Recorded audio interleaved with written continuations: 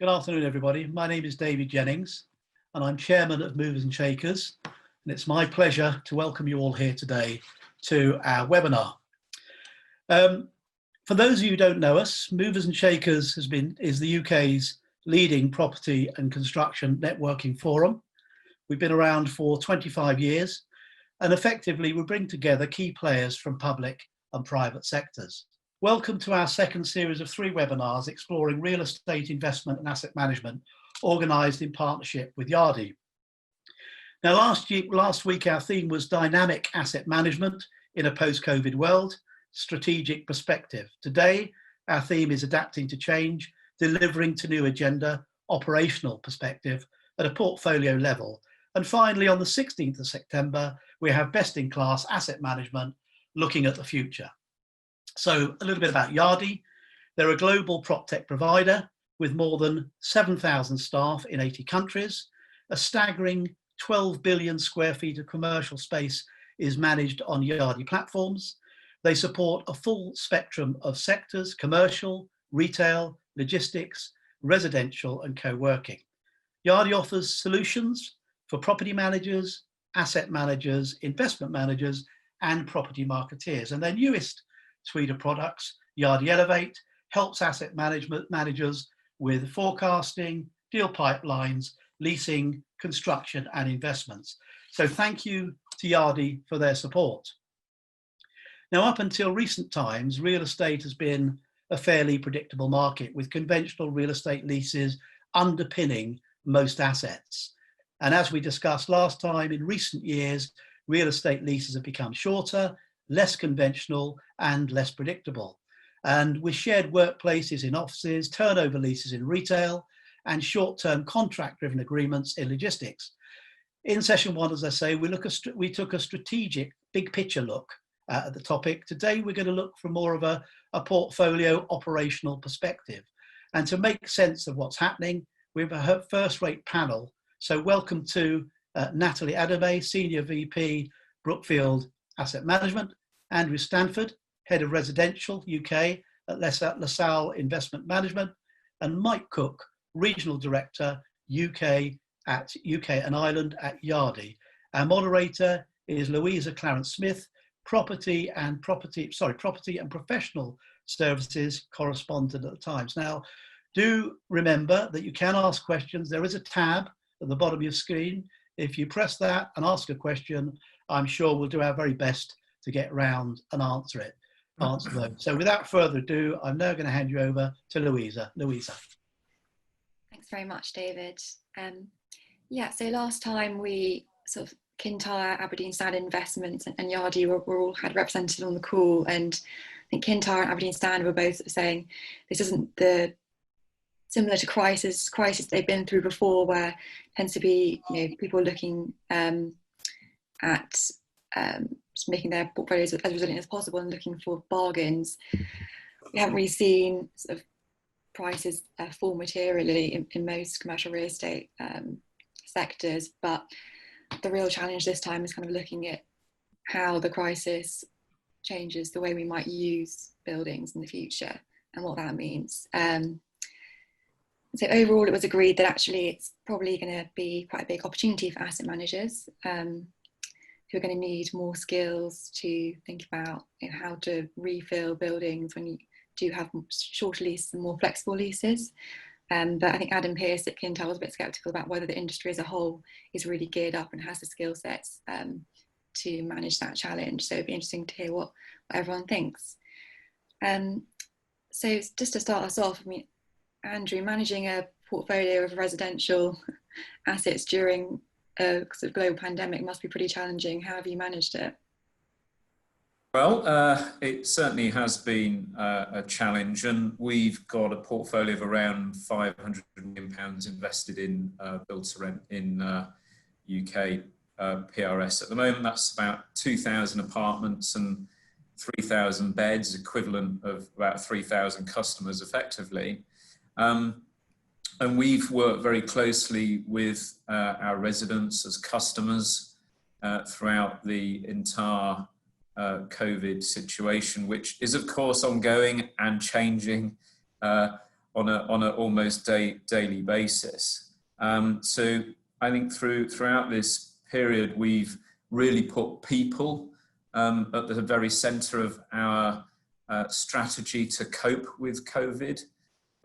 Firstly, as I say, the customers, trying to keep what we have strived for many years, which is that community spirit going all the way through a period where you're actually being told by the government to stop having a concierge, to shut down your gym, shut down your receptions, stop any resident events, etc., and to some extent stop quite a lot of the services that you provide, has been a real challenge. But our property managers, who are the other part of the people there, have done a fantastic job working tirelessly to really listen to our customers, because so many have gone through dramatic change in a very short space of time, that we've worked very closely with them to understand what their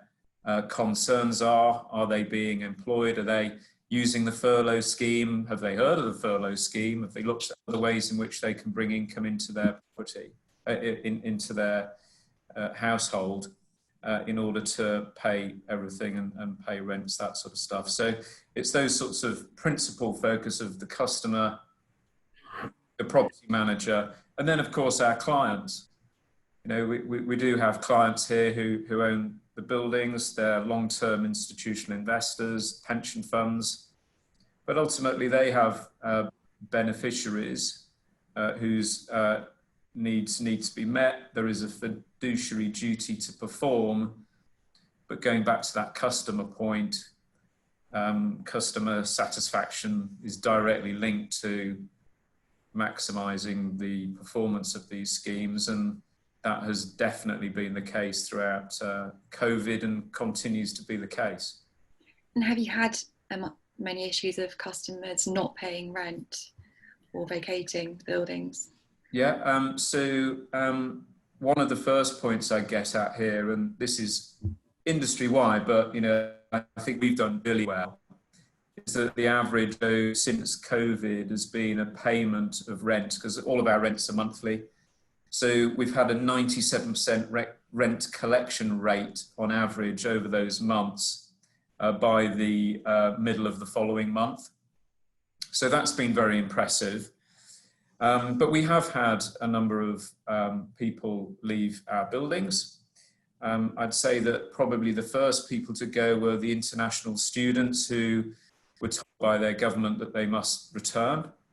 And many of those just literally left overnight. Others asked to be let gone, if I can put it that way, and we agreed to that, because ultimately we saw that they would ultimately come back and rent from us if we treated them well, and that really applies to everyone. And then on the rent reduction front, we didn't have a vast amount of that out of the sort of 3,000 residents.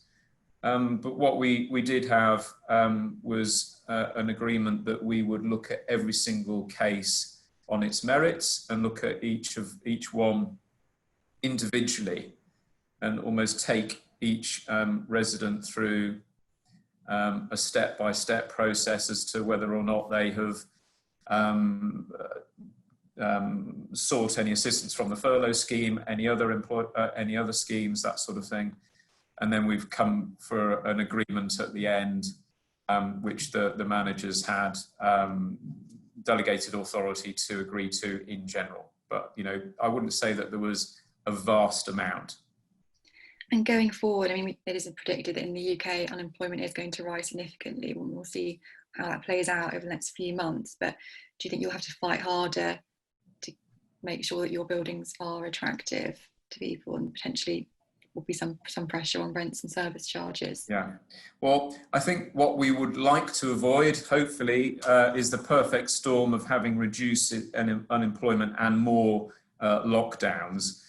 Because that will make it hard for us to offer that customer service focused community spirit, which is that differentiator between the buy-to-let landlord, who are, generally speaking, in the market, they are reducing their rents quite heavily at the moment.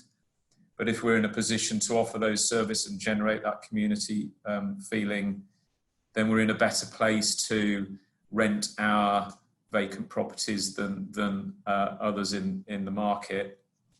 But undoubtedly, if there is going to be pressure on people's income, that will lead to a downward pressure on rent.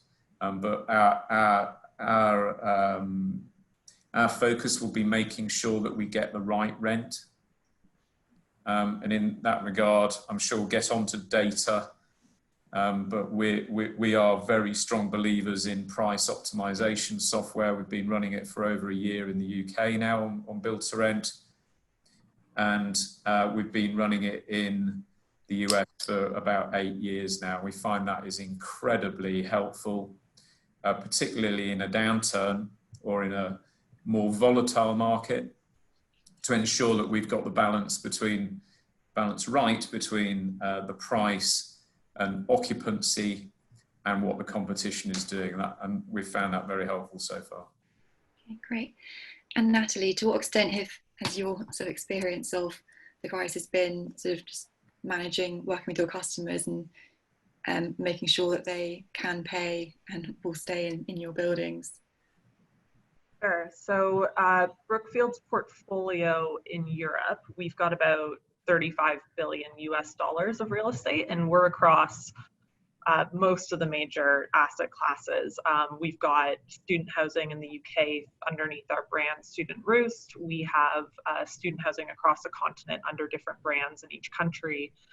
We're in logistics in the French market. We're in life sciences in the campus up near Oxford, actually the one that will be developing the center of manufacturing, or for the vaccine manufacturing, and we're also in the hospitality space. In addition, obviously, of course, to office, which is our largest exposure within our portfolio, primarily in Canary Wharf and in the City of London. So it's in terms of working with our customers and kind of the challenges that we face, I think it's different across each of those sectors in different ways. I would say Andrew just touched on residential, and so maybe just to give you a bit of a viewpoint from what we've seen on office. I think the biggest key is actually is similar to what Andrew mentioned. You just have to be as adaptable and flexible as possible. I think in March, when all of the restrictions were kind of slowly being rolled out by the government, every single business across whatever sector you were in within the real estate sector had to figure out how to respond, had to learn about the furlough programs, what that meant for their business. As later in the summer we saw for hospitality, the VAT reduction programs gets rolled out. And so how does that get implemented into your pricing within your asset? Do you pass it on to your consumers, or how does that work? So being adaptable has been the most important part, and I would say the biggest challenge. In terms of rent collection in our office portfolio, it's actually been relatively strong. I mean, our office portfolio tends to be focused on much larger grade A city center office buildings, and these are the type of buildings that just tend to have longer leases in nature. We're talking 5 to 10 years, not a lot of vacancy, and when there is going to be vacancies coming up, you have quite a bit of visibility. And what's been helpful for us is, while we've been able to have very active conversations with our tenants throughout the entire lockdown period and understand their back to office plans, and get, I would say, despite the headlines of how office is doing in what you'll read from major technology firms like Amazon's and the Googles of the world saying everyone will work from home forever, us speaking with our tenants actually paints a very different story. And I think for us has been quite interesting and quite helpful. Okay, so how do you think your tenants will potentially use the space differently in the future, or will they continue to have a similar size office, or do you think they'll make it more of a hub and then have more people working from home?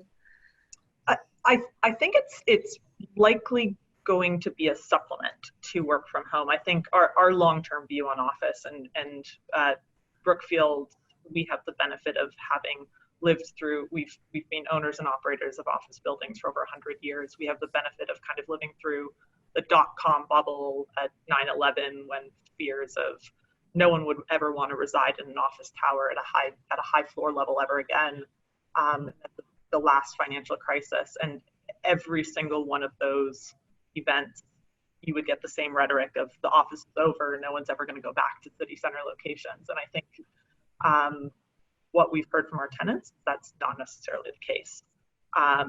And I think there is going to be a shift towards more safe and slightly larger desk spaces, where we were previously moving in a trend of having a remote desk where anyone can show up and work anywhere. I think it's going to have to be everyone has their own workspace. It's cleaned more often. The desks are slightly larger, and there will be a need for slightly more office space, but probably offset with a much more flexible working policy going forward. Okay, and how long do you think it will take for this sort of to play out? Because at the moment, loads of people sort of paused on deciding what to do, because I guess we don't know about still the safety risk, health risk on public transport. People are still looking at their sort of cash balances and their income and unsure about what their outlook is. So we've actually seen something slightly different. So we're continuing to have active conversations. We don't have a whole ton of vacancy within our portfolio across Europe, but where we do, the leasing conversations have continued. And I would say there's probably two different camps of people having those conversations. For people that need to make major decisions about their workforce going forward, there's no slowdown in those conversations. For people that can stand to wait because they can extend in their current office location or have a little bit more time to make a decision, those leasing decisions are on hold. But no one is, I would say, disappearing from our active leasing list, despite what we've seen. I think it's interesting that in the midst of a lot of headlines coming out about no tech firms are going to use office going forward, we actually saw Twitter take an office space in the middle of lockdown in the city of London. And we're in active conversations within our asset in Paris and one of our assets in the city here to sign 2 major leases over the next month. So we have seen kind of leasing continue, and people still seeing the office as a core part of their working strategy going forward. And how do you see London versus kind of other European cities? You touched on it there, but we've got some unique circumstances, and we've got no deal Brexit on the horizon, and we've been slower to return to the office than some of our continental European counterparts. Yeah, I'd say it's true. It's definitely been a slower return to office.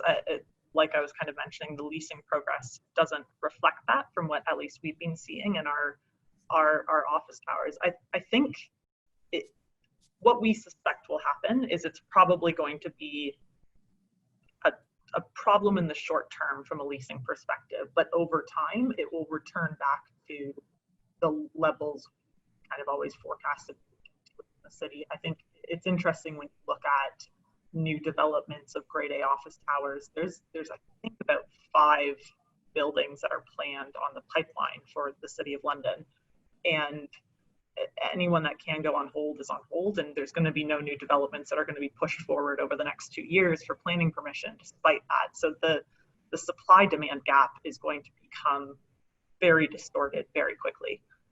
So I think in the long term, the value of office is going to continue to hold. Great. And Mike, do you have any sort of technology that you think will become more popular and will help asset managers get people back into the office and make both landlords and tenants feel safe? Yeah, I mean, as a technology partner, we're one step removed from the actual coalface. So there's a bit of a lag before it starts to affect us. But you know, so when we actually went into lockdown, it was as a bit of a lull for 2 or 3 weeks. I think a lot of companies were sorting out their, relocating people, working from home, all that sort of thing, which is a challenge in itself for any technology department within a company. And then after that, we've seen, there's been a huge amount of activity, and I think it's born out of the realization that, without putting too fine a point on it, some of the real estate companies were a little bit behind the curve in terms of technology, and you're made with something like this. You're made to have a long, hard look in the mirror, and I think some of them didn't like what they saw, so they come to people like us and they want to look at what we've got to offer. In terms of actual products, I mean, we have developed products during lockdown because and then they've largely been around exposure to risk, lease, monitoring and tracking existing leases, but also renegotiating leases as well, that are may already have been in the pipeline. So we've seen it as a great opportunity, and we've signed a lot of business actually during lockdown. I don't think I've actually been as busy in the last 5 or 6 months as I've been in the rest of my working life actually. And it's interesting though, because it's not this happened in the aftermath of the global financial crisis, where there was a rush to bring data back in house, to have control and sight of everything in an end-to-end system, and an end-to-end sort of view of what was going on within your portfolio. And this has been a sort of second awakening in terms of that, where some people didn't do that, and it's basically come and bitten them again. So it's been incredibly busy. Yeah. There's a question specifically for Andrew from the audience, asking which pricing software do you use for optimizing rents? Right. Okay. So we've been using YieldStar, which is by sort of RealPage. And I have to say, having been involved in the industry for quite a long while, I'm slightly surprised that more people aren't using it. I think we'd like to see more people using this sort of software that really brings a great focus for the property managers. And I do know how we used to do it in terms of assessing what rent should be, with Excel spreadsheets, and apply an estimate of what the RPI might be. And I just don't think that that's the right way to be doing things when we're, you've got 500 units, a very dynamic market, all of which, the different flats are all performing in different ways.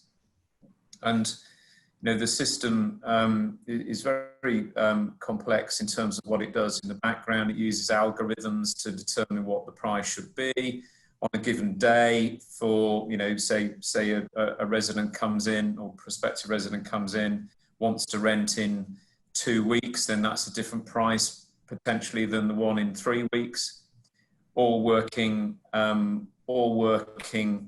around the cycle of lettings and patterns that we find. So I'm a big believer in it. I'd like to buy buildings that are already using this, because I know that the team on site will have been through the process to use it to its optimum capabilities. So I'm just saying I'd like to see more of it, because I think it's great. Great, thank you. And Natalie, I'm really interested to know on the student housing front, how students kind of going back now for their first semester. How on earth do you manage student housing portfolio in this kind of environment? Sure, and Andrew actually kind of touched on it a little bit, of the international student comment that he made earlier. It's been interesting. I think during coronavirus, we did see quite a few people on the international front as well move out of our buildings. But what's been really encouraging is there's actually been an increase in domestic students this year to help offset that. Our occupancy levels heading into the new academic year have actually been relatively strong. They're not by any means a normal academic year, but we're still at 90% plus occupancy across our portfolio in the UK. And surprisingly, actually, in the continent, where we actually have an even higher reliance in some instances on international students, still seeing kind of high 80s, 90 occupancy in those assets as well.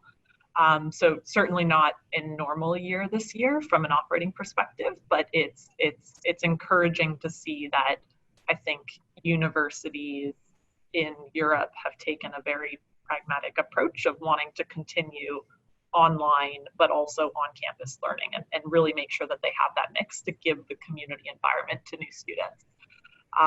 I'd say from an operational perspective, there's been a lot of focus on making sure over the summer, as we had time to prepare for the upcoming year, there's a lot of focus on how do we make sure we're doing things in a very health and safety focused manner. So we've spent a lot of time investing in new cleaning products, different operating procedures that we'll need to have for check-in and check-out, and a lot more focus. We actually rolled out what we're terming kind of our coronavirus Butler program in one of our assets in Paris, where if students end up testing positive, as part of our safety program, we'll make sure that if you agree to do a full 14-day quarantine, we'll pay for your PCR test. We will give you a gift basket full of cleaning supplies. We'll make sure your mail's delivered to your room. We'll pick up your groceries for you. Just really making sure that both you are safe and taken care of, but also it helps create a safer environment for the overall building.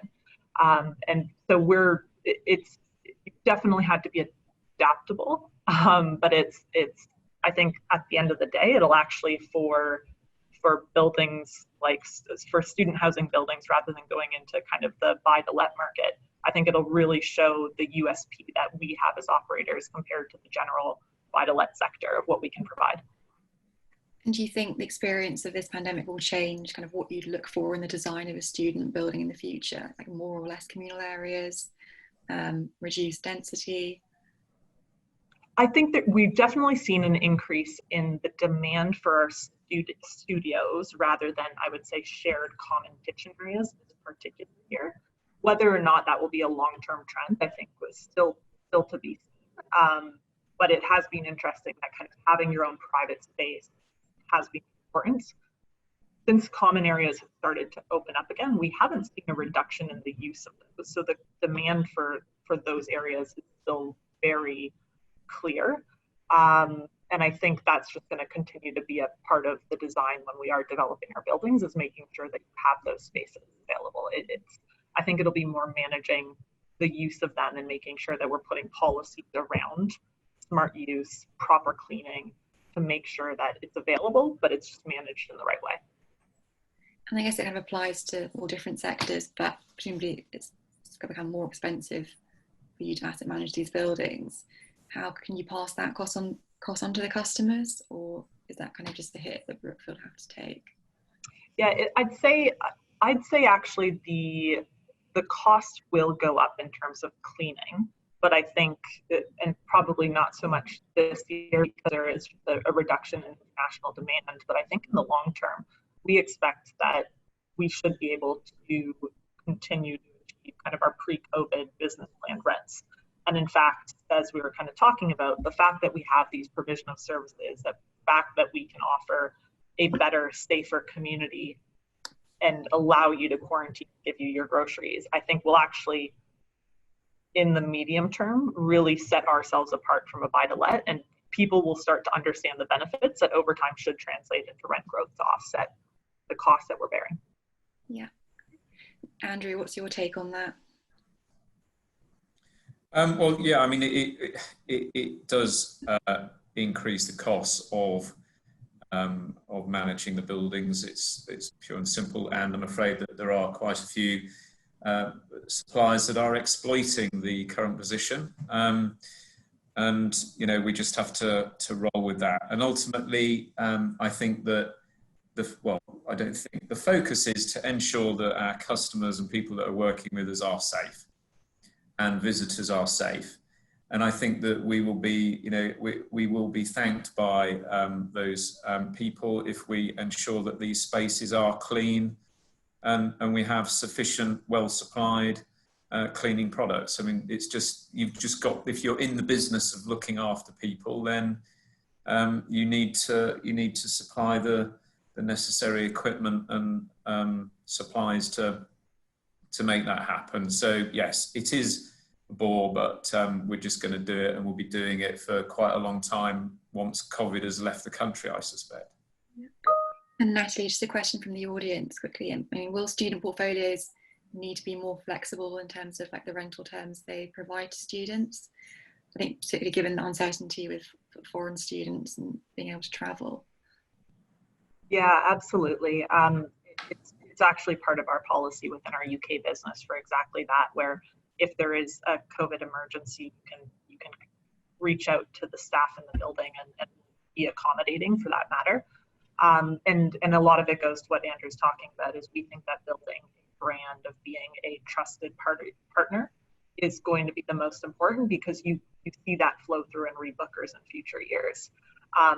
Interestingly, actually, in Scotland, the government's made it a legal requirement that if there is a student that catches COVID that lives in your building, they have their ability to break lease at any time and go home to their family members if required. So that certainly, I think, in the last year has been a development that we've seen. Great. And Mike, another question for you. I think kind of picking up on something that was said in our last panel, that asset managers are a bit behind the curve generally in kind of what needs to be offered to customers. I mean, what does Yardi deliver to help asset managers optimize results? Like, what should this profession be thinking about that it's not? Well, I think it, in a word, it comes down to data. You know, at a time like this, if you have access to data that is good, clean data and easy to access, then that helps enormously. But that, to be honest, that goes for other, you know, non-pandemic periods of time as well. I think I really think that you know, in terms of what we actually offer is an end-to-end product that you basically have sight of everything. So if you look at whether it's you know, from a vertical sector perspective, whether it's residential, whether it's commercial, whether it's you know, retail, you have a vertical overview of that, but then you have also a horizontal view of that in terms of whether it's an operational level or whether it's an investment level. And I think pulling all that data together in one place where it's all feeding into each other is very valuable, and that's what we're seeing at the moment. That you know, a lot of companies are coming to us to look at our products and you know, engage with us. You know, and it's not just new business; it's existing clients that, you know, that want to leverage more functionality and more Yardi products. And what kind of things would that be? Like, what kind of data would they be looking at that they weren't previously looking at? Well, I mean, certainly if you look at the retail sector, which I think, you know, has been hit pre-COVID, and you know, during COVID, it's probably accentuated that situation, maybe exaggerated it to an extent. But you know, there's a lot of talk in the market about you know, having you know, a lot more turnover rent leases coming into play. So people want to utilize the functionality of that. They want to you know, engage with their tenants, you know, from more of a shopping center to acting more like an outlet center, where they're much more connected and they see the tenants more as a partner than a tenant. And that will, you know, bring products into play where we're getting data from, say, retailers, you know, in a much more efficient way through portals, whether it's sales data, you know, that whole, and then, you know, the whole area of moving away from, you know, phone calls and emails to actually self-serving. And Andrew will know this from being in the resi sector, that there's a much better take up of these sort of products, these apps, these portals, than there is in the commercial and retail sector. I mean, we see it with a lot of retailers. So we do a lot of work in the Middle East with some of the big shopping centers out there, and it's moved much further ahead, where there's not this reluctance to communicate through portals and apps. It just happens automatically. And I think that those products will definitely come into play. But it could be something as basic as, you know, a company not having a web-based system. It could still be on a client-server system, you know, within its own four walls. And, you know, lockdown and having to work from home has presented all sorts of problems there. So you know, the access to a system that you're running your business on isn't available all of a sudden. So it can be as basic as that.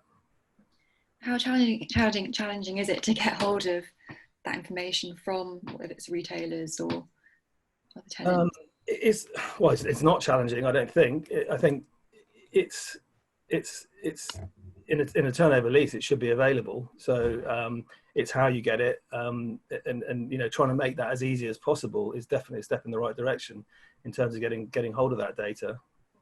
It could be that it's even more advanced, where it's electronic point of sale, where the figures are coming through automatically. So it's it can be automated. It can be very easy. And Andrew, a question for you from someone in the audience. Does COVID change the nature of the type of services that build to rent operators provide to the market? So I think things like gyms. Well, it has changed the way in which we provide them at the moment, and we have to ensure that equipment is suitably spaced and cleaned.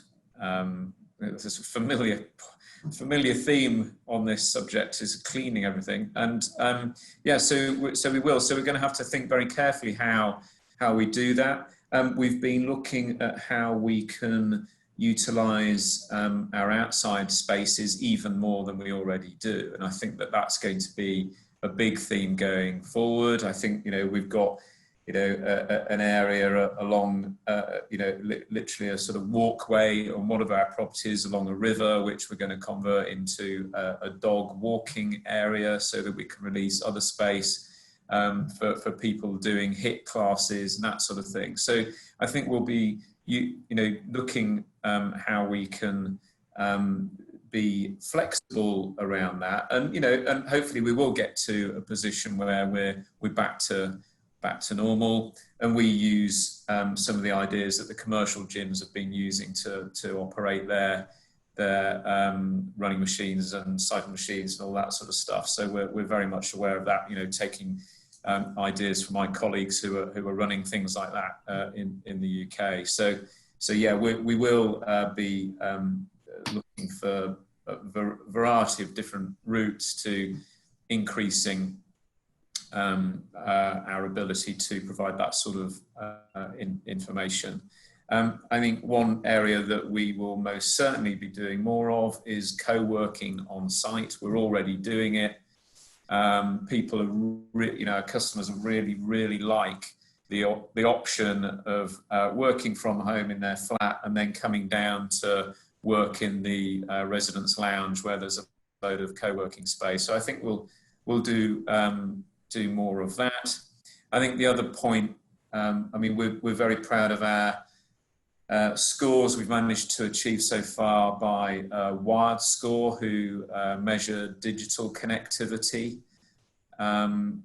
The thoughts that we've been through to make sure that digital connectivity is really good has meant that throughout the crisis we haven't had any real issues around people dialing in and having the ability to work from home. So that's that. I think leveraging the outside space is a no-brainer, and that will, it already features in our build to rent specification for new purchases, but we'll see more of that and it being more refined going forward to provide increased flexibility. Picking up on the co-working point, and Natalie, do you think the sort of serviced office boom is going to be behind us given COVID-19, or do you think it's an opportunity for flexible office providers to work with office landlords to reconfigure their spaces? Yeah, it's a good question. I think for large downtown buildings, it's actually becoming an important component that's desired by other major tenants in the building. So we just completed 100 Bishopsgate last year in the City of London, and one of the requests from a few of our kind of larger corporate tenants in the building was actually that there was a component of either co-working or flexible office space on offer within that tower. And it's not dissimilar from kind of requests we're getting from tenants in, say, Paris or in Germany as well. having that as an availability actually helps market the rest of your space within your building to corporate clients who want to have the flexibility to expand or contract. I think the challenge for office owners is the credit quality. So I think there is certainly going to be opportunities to partner. I think it's going to continue to be something that as a landlord will want to have within the office. But in what way you do that, I think is we're going to have to see what the credit quality of some of these tenants ends up coming out of the pandemic like before we make a decision on what the right operating model is going forward. And one thing we haven't covered much of is retail, and I'd be interested to know how Brookfield's kind of approaching retail during this crisis. I mean, are you kind of adopting more turnover rents? Do you see that as the future, particularly in the UK? Yeah, we actually don't have much retail exposure on the European side. The retail exposure we have tends to be within our office towers, so a little bit of kind of ground floor retail space that we have. I think you hit on exactly what the challenge has been for why we haven't been so heavily invested in Europe in the past. It's exactly the history of not having turnover rents, and I think the model of how retailers are making money is changing over time. And unless the broader retail market starts shifting towards being willing to adopt not just turnover rents, but turnover rents that actually recognize online sales and how that is the bigger component of why a retailer needs a retail shop, it's I think going to be a harder space to crack. Yeah, I think a lot of landlords in the UK are working through that at the moment. And just more broadly, I think you said Brookfield's working on its kind of investment strategy for the next year, but do you think COVID will significantly impact the kind of portfolio mix that you would aspire to? I would say, in terms of portfolio mix, we'll continue to look at, I think, probably a lot of the more resilient asset classes that we see similar to probably a lot of other investors out there. I think residential and logistics have probably come out of the crisis as some of the sweet spots. But one thing that we continue to get requests for from our LPs and our funds is actually an increase in alternative investments. This will include a lot of the traditional, what are called like living sectors, so senior living, healthcare, student housing, this co-living, the whole remit of it, I think, is becoming an increasing interest, where it was previously just viewed as niche by a lot of LPs. I think we are continuing to invest in office, where we're actively looking at a few towers right now across the continent. And we actually just in the middle of, I think, March, so right after we all headed into lockdown, we acquired a life sciences campus in Oxford, and we're looking to expand in that space as well. You're not anticipating like a huge, downturn in terms of like asset pricing? I think we tend to take a bit more of a longer term perspective. I think there's certainly going to be challenges in the short term in terms of, I think, student housing for the next academic year, I think. But our view is, and from the data that we collect and have been seeing, is people thought that student housing assets were going to be empty this academic year, and we're heading to 90 plus. I think a lot of the headlines have kind of overblown the actual underlying demand that's persistent, especially in sectors like student housing, where the demand to supply is just it continues to be imbalanced regardless of if you're in a pandemic. And as long as universities are open, students will be there, and this is the best asset class that you can move into. I think hospitality is probably going to be the one of the bigger challenges in the short term in terms of how long that takes to rebound. And I think for people investing in hospitality, you have to take a real look in the short term on which assets in hospitality are going to be the quickest to rebound. I think domestic businesses focused on domestic travel will probably benefit, but any hotels reliant on business travel or a lot of international consumers, it's going to be challenging. Andrew, do you think LaSalle will significantly change its portfolio mix as a result of COVID? Similar to NASA, I think over the, we do look long term. Our clients do. They have, they're not in and out quick investors, and I would imagine that there will be portfolios that are rebalanced. I'm not particularly party to those discussions at the moment, but those strategies are looked at individual investor pension fund level. But I'd have said that there will be a rebalancing away from retail. I'm almost certain that office will stay where it is, possibly just not buy a great deal of new stock until matters have settled down a bit. I think that I saw one question about flexible office space. I can see that flexible office space will be in quite demand, because there may be a number of companies that will decide not to expand the normal office footprint if they're moving somewhere else, and use a bit of space for more collaborative type work, and people work from home otherwise. So I think there might be some more sort of demand for flexible office space. And then take again Natalie's point in relation to the alternatives. That does seem to be an area that there is quite an increase in investor demand, and that's for all the right reasons, really, in terms of the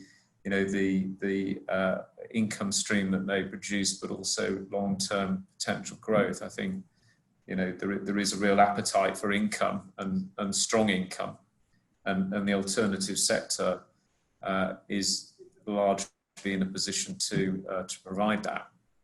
Yeah, I think it's quite easy to make knee-jerk reactions to the crisis.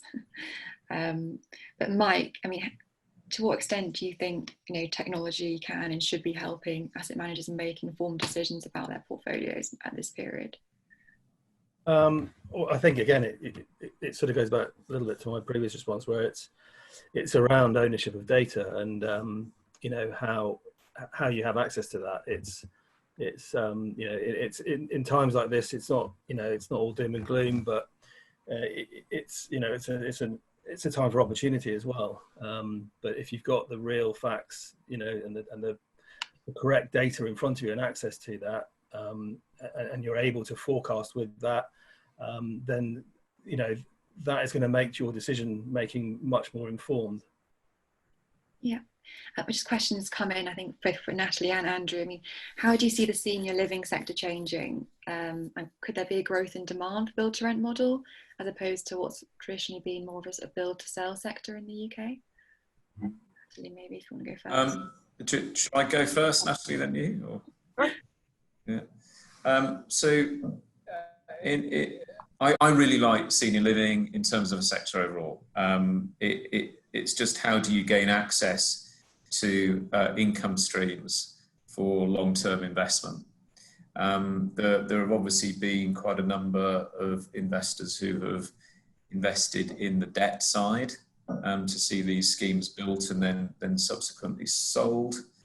There have been trials, and we're waiting to see how those go in relation to senior living rental, where many parties have said that there should be a large amount of demand, but anyone that's nudging retirement that I've spoken to don't like the notion. But I'm probably talking to the wrong people. But if income can be generated from the sector, then fantastic. I think that there would be great products for people to rent. There would be there would be investors who would be prepared to rent to people until they leave this earth, if I can put it that way. And somehow we do need to join the dots up. I don't think we're quite there, but it'd be nice to think that we can get there at some point. Watch this space, I think, is what I'd say. Yeah, we own a senior living business in Australia, but we haven't yet been able to crack the European market, unfortunately. But I think it's just from a demographic perspective, it would be an interesting space to be in and to be invested in. It's how do you get in a way that's in scale that you can justify kind of investing a lot into building out the operations, tailoring it to that consumer group. But I think we'll see that growing over the coming years for sure. And just finally, I mean, it's obviously a really volatile time at the moment. I mean, do you feel that the industry has the skill set to deal with this? And are there any kind of particular skills that you look to hire into any of your businesses at the moment?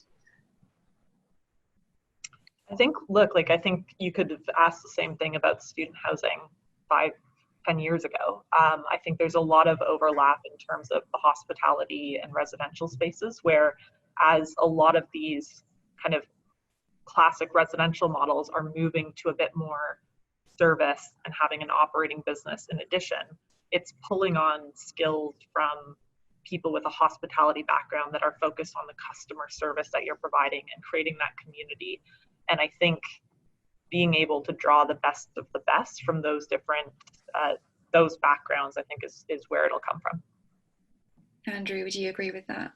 Yeah, I agree. And, I think we've come a long way in the sort of 5 years that Build to Rent has really been flying in the UK. And we've had a lot of help, I suppose, by the fact that the purpose-built student accommodation market has been well established for quite a while. And I know that we've certainly persuaded the odd expert in the sector to come and work in our buildings. And that's great. That's great for both sectors. Ultimately, we're all learning off each other, and taking the hotel point, the hospitality industry. I think there's a lot more room for drawing on the skills in that sector. I'm convinced of that. I'd like to see more of that. But come a long way. I think. The maturity of the teams that we deal with has been demonstrated by COVID and the crisis that we have. And there's nothing that, property managers love a good crisis, and they've certainly had one here, and they've really thrived in it, I have to say. So, I'm looking forward to seeing more of that. Mike, just an audience question for you. I mean, looking ahead, will asset management be less about people and more about AI and technology? I think it's always going to be, the people are always going to be at the centre of real estate asset management. I think technology will come into play more and more. How will how people are going to live their lives post COVID? I mean, we talk about adapting to change, but if we had the silver bullet right now and the vaccine that we could all have within a week, what would go straight back to normal, and what would change is maybe a better way of looking at it. And I do think the working week and the location of the working week will change for people, undoubtedly. And there will be other things that come into play. So things like co-working, where space may not be needed, that office space may be reassigned to co-working. I think you look at things like some of the infrastructure projects that are going on at the moment within the UK. So one example is HS2, that a lot of people have questioned its business case at the start of at the outset of HS2. It's now looking less and less of a robust business case, because will 15 minutes off a journey time to Birmingham be relevant going forward at the moment, or will it be relevant in 2020? Will people go to London? Will they work in a co-working office? Will they stay in a cheap hotel? And these are all linked to real estate and how that real estate is going to be used. And it brings into questions projects like that are way beyond what we're talking about today. I think it's going to be, I think it'll be interesting to see what happens. If we get a vaccine, then what will actually go back to exactly how it was, and what has changed for good. Yeah, and Louisa, I'd almost jump in there and actually agree with Mike, because I think we'll see technology and innovation, I think, is just going to supplement and kind of support what we're able to provide. But if you look at kind of, as we're talking about customer service within some of the buildings that we're operating, and I can give you an example of one we did in Germany. We have one of our student housing assets. We were looking at staffing hours, and it was always 9 to 5 was when the staff was there, but that's not when the students actually want to talk to someone that are living in the building. And we said, well, why is this? And it was because there were packages that were always being delivered, and that staffing had to be there 9 to 5 just to receive the amount of online shopping that the kids were doing. So we installed those Amazon delivery boxes where you put it in the parcel, the kid gets a text message of where to pick it up. And we were actually able to shift the hours that we were providing towards the weekends or the evenings. And then the staff didn't spend any time picking up and delivering parcels. They're spending time developing community events or focused on providing other services available. And so there's not a reduction, but it's actually an enhancement of the service that you're offering within your asset. Great, thank you. We're almost out of time, so I'm just going to let David jump in and see if we've missed anything. David, are you there? I'm here. Thank you, everybody. I thought that was absolutely fascinating. And my goodness, did you cover some ground, and always the challenges to try and sum up. So I will do my best. So some really interesting points there. I mean, I think Andrew talking about BTR, about people being at the center of the strategy was important. And he talked about customer engagement. He talked about customer satisfaction being critical. I suppose the challenge is in this changing world is how do you maintain that relationship? You also talked about software and the part that has to play into it. And I'm guessing, listening to what Mike said and what we heard in the previous webinar, in fairness, that technical tech solutions, software solutions, smarter technology solutions in broad terms are going to become far more important, mainly to do with the data where they could be collecting. Natalie made a couple of interesting points. The interesting one for me, that every sector has its own challenges. And that has to be right, doesn't it? And you have to work out how you're going to respond. And being adaptive was most important, she said, and the biggest challenge. And I thought the other interesting point that was that certainly the world that Brookfield occupy, grade A city centre offices, seem to be doing quite well. Quite how they'll do in the future, we don't know, because we talked about this balance between home working, didn't we, and flexible offices. But I think also the point was made about the rhetoric of, you know, we're in the middle of this situation, we're not out of it, are we? And we can't believe we'll get back to where we were. And we talked about the tragedy of 9/11, and my old analogy I give is about a rail crash near London, where the media for a few months after the crash was saying we'd never be on trains again. But here we are, or here we were, being on trains and being very busy. There was this talk about the shift towards more flexible space. And I think I agree with what was said there. I think you will see a mix. I think there's a trend there. And, you know, there'll be a degree of home working, won't there? I think you guys are right. And I think flexible working or flexible offices will play a part in that. I also agree with the view from what I've done and what we've done in conference and things. I think Mike's right, present company excluded, but my guess is that real estate sector is behind the curve in terms of technology. And I think it's a massive opportunity here for more, as Mike referred to, more intensive management of assets, better collection of data, better analysis and understanding, and basically to drive better returns. Retail was seen as the biggest challenge. Not a great deal of surprise there, is there? Alternatives, I think it's an interesting point.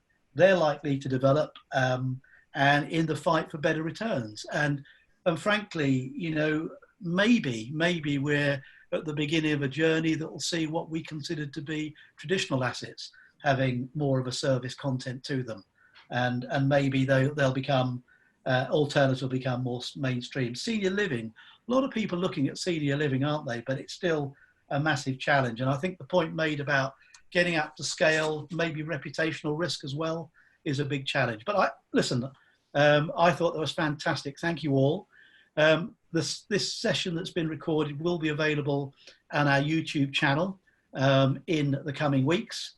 Our next event will be on September the 9th, which will be the third session in the series, where we'll look at the future. Please join us.